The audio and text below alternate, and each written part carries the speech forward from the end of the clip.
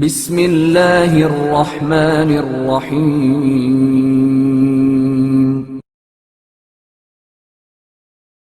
اچھے لباس اور نعمتوں سے استفادہ۔ ایک مرتبہ مشہور صوفی سفیان ثوری امام جعفر صادق علیہ السلام کے پاس آیا۔ اس نے دیکھا کہ آپ چمکتا ہوا سفید براق نرم و نازک لباس پہنے ہوئے ہیں تو رہ نہ سکا اور طنز کرتے ہوئے کہنے لگا کہ یہ جو لباس آپ نے پہنا ہوا ہے آپ کے شایان شان نہیں ہے۔ آپ کو تو دنیا کی زرق برق چکا چوند سے کوئی سروکار نہیں ہونا چاہیے۔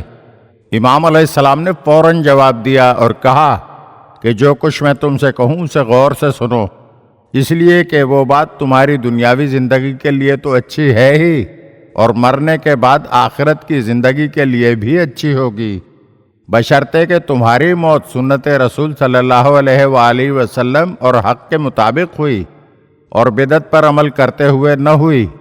جو کچھ میں تمہیں بتا رہا ہوں وہ یہ ہے کہ رسول اللہ صلی اللہ علیہ وآلہ وسلم کا دور اور زمانہ فقر و تنگ دستی، بھوک اور سختی کا دور تھا۔ اس وقت تو پیوند زدہ پھٹے پرانے لباس یا کپڑے پہننا ٹھیک تھا، لیکن جب دنیا اپنے تمام وسائل اور دولت کے ساتھ سامنے موجود ہوئی تو اس کے وسائل اور نعمتوں سے فائدہ اٹھانے کے زیادہ حقدار تو اس دور کے نیکوکار لوگ ہیں، نہ کہ فاجر و بدکار لوگ، مومنین ہیں نہ کہ منافقین، اور مسلمان ہیں نہ کہ کفار۔ اے ثوری، تم نے مجھ میں کون سا عیب دیکھ لیا ہے؟ قسم ہے اللہ کی، یقیناً میں اسی حال میں ہوں جو تمہیں دکھائی دے رہا ہے کہ میں نعمت ہائے خداوندی سے فائدہ اٹھا رہا ہوں۔ اور اے ثوری، تمہیں یہ بات اچھی طرح جان لینا چاہیے کہ جب سے میں بالغ اور راشد ہوا ہوں مجھ پر کوئی دن یا رات ایسی نہیں گزری کہ جب اللہ تعالیٰ کا کوئی حق میرے مال میں رہا ہو اور اس نے مجھے اس مال یا حق کو اس کے مصرف میں خرچ کرنے کا حکم دیا ہو اور میں نے اسے اس مصرف میں صرف نہ کیا ہو۔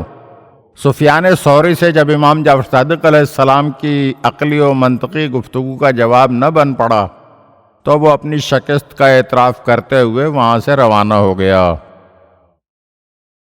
اگر آپ ہمارے چینل کی نئی ویڈیوز دیکھنا چاہتے ہیں تو ہمارے چینل کو سبسکرائب کریں اور گھنٹی کے بٹن کو دبائیے تاکہ ہر آنے والی ویڈیو آپ کو جلد موصول ہو سکے، اور ہاں، لائک اور شیئر ضرور کیجیے اور اپنے قیمتی کمنٹ سے ہمیں آگاہ کیجیے۔ شکریہ۔